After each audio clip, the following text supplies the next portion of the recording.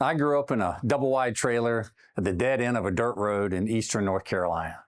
It wasn't much. The porch creaked, the floor slanted. Depending on the season, you were either freezing or sweating.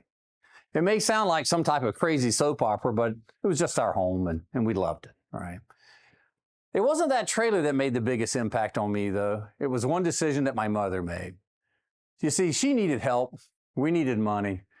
It would have been perfectly reasonable for her to expect me to stay home and contribute to the family. But that's not what she did. She loaded me in her car, drove me to the enlistment station, and I joined the United States Navy. One of the best decisions I ever made. She recognized the Navy could give me opportunities that she never could. That day, she chose her mission over fairness, right? And it was a big decision. It made all the difference for me with it. You see, her values were to keep our family together. But her mission in life was to break the cycle of poverty that held our family entrapped for generations. And it made all the difference. I learned a valuable lesson that day that I've kept with myself for my whole life. Hold your values close, but never let them outweigh your mission. It's easy to get confused between mission and values. It can seem like to be a good person, to be a good leader, you have to say yes to everything. You have to treat everyone fairly. You have to make everyone feel good about themselves. But that's not leadership. That's seeking comfort. And comfort kills progress.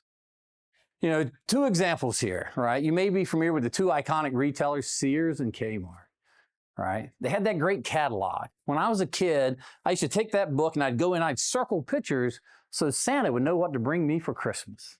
At one point, I think you could even buy a house through them, right?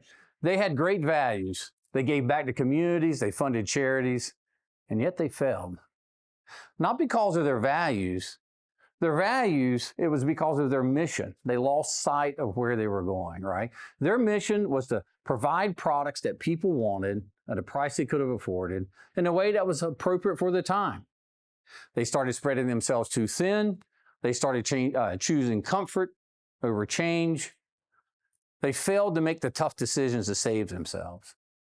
Good values, wrong focus, and now they're gone. You might be familiar with 80-20, the rule of 80-20. It basically states that 80% of what we get comes from just 20% of what we do.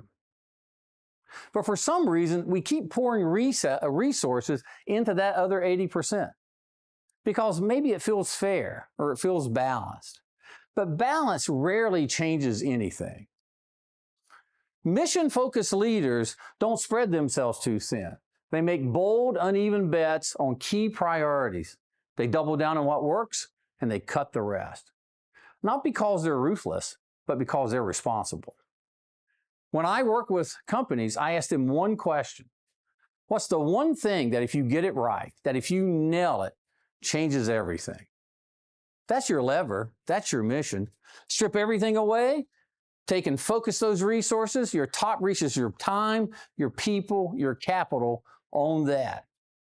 That gives you the best opportunity for transformation. It's true for businesses.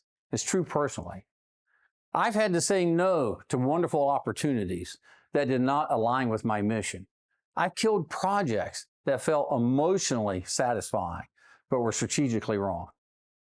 Every time someone tells me I'm wrong, you have to get used to that, right? That's the great thing about being disagreement. Someone's going to be wrong. It's better off if it's them. So being a leader is not a popularity contest. It's about delivering results. So when you're ready to shift from fairness focused to mission driven, here's 3 things to keep in mind. Step 1, choose your mission. Not your hope, not your dreams, but that one thing. If you're a parent, maybe it could be, I want to raise children who take care of themselves, can thrive without me. I know that's a big one for me. If a leader, maybe it's grow your company through solving your most important project, your largest pain point. As an individual, perhaps it's find freedom through meaningful work. Write it down, say it out loud, own it. Step 2, audit your time and money. Look at your calendar, look at your budget. Is it focused on those initiatives? Or are you just responding to noise? When everything matters, nothing matters. Now comes step 3. This is the hardest one. I know I struggle with it, right? Reallocate. You're going to have to start saying no to things. You're going to have to take and start picking, identify those key priorities and shift your time, your energy to that priority. I'll tell you right now, people are going to disagree with you. They're going to say it's not fair. And you know what? They're right. It's not fair. But you're not in the business of fairness any longer. You're in the business of progress. You're here to win this. If my mother had chosen her values, her fairness, I might still be in that trailer today. But she didn't. She chose her mission. And because of that, I got a chance to serve, lead, and grow.